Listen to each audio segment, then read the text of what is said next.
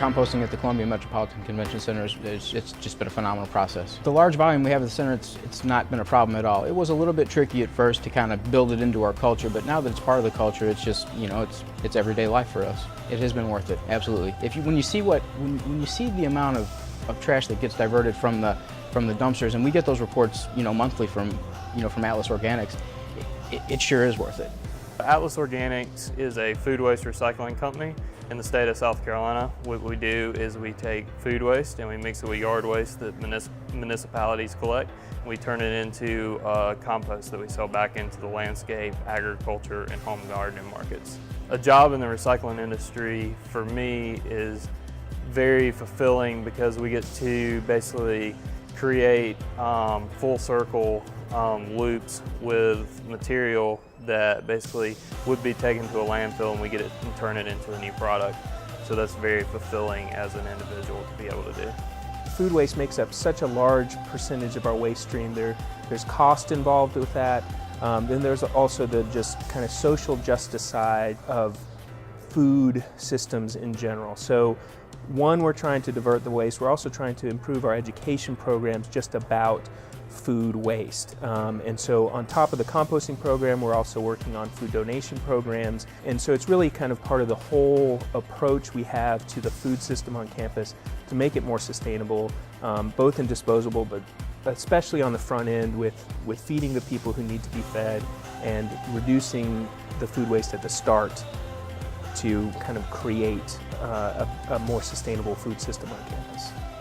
Here today, we've got the Columbia Food Bank here, and they're trying to figure out how do you resolve food deserts and get food to hungry people.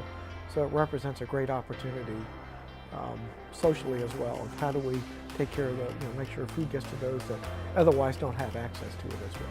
In public's mind, anything that we can do to get food waste into the hands of those that can use it, we want to travel down those paths. We want to be good stewards in the communities that we serve. We are passionately focused on customer value and at the same time completely intolerant of waste. So that's a key part of our mission statement. Our customers and our associates know that. So we engage on a daily basis with our associates to understand the importance of that, getting them to understand that that apple with a bruise on it, again, is perfectly fit for human consumption. We don't want to throw it away. We want to donate that to someone that can use it. We're a research medical facility, and that takes a lot of energy to provide health care and all that research. We focus a lot of time on trying to save energy because we want to save those dollars as well, because that's money that could be going towards healthcare or education or research. And at MUSC, we saved $6,000, I think, almost immediately by just getting that food waste out of our normal solid waste stream. And then it's going to Charleston County. They're able to make it into compost. They're able to sell that back to the community or use it back in the community. It's this great system for Charleston County. It's a wonderful system. You know, it's closed loop, it stays in the community. It's a win-win. We're all saving money. We saved money from the beginning to the end. Something else that is great for the community outreach is any untouched food is donated to local food banks, which is great for the community.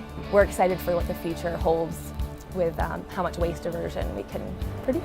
So our program is set up to recover organics from campus. This mainly consists of food waste, some of the agricultural and landscaping residuals, so brush from pruning trees, some waste agricultural products, and then also the used cooking oil on campus. And we use these products to make either compost, biodiesel fuel, or different types of animal feed that can be used on campus for research. There's such a foundation in this country and in South Carolina of people doing stuff that you don't really think about. They're already addressing this issue. If we can help them get the word out and get people to realize what's going on and to stop this really, truly senseless waste, feed people in need, keep it out of landfill, which means the recycling rate goes out and we don't have to build new landfills, compost it. If we can get everyone doing their part, businesses, restaurants, etc., everybody wins. I've never been involved in a campaign. We talk about that all the time, This is a campaign that everybody wins.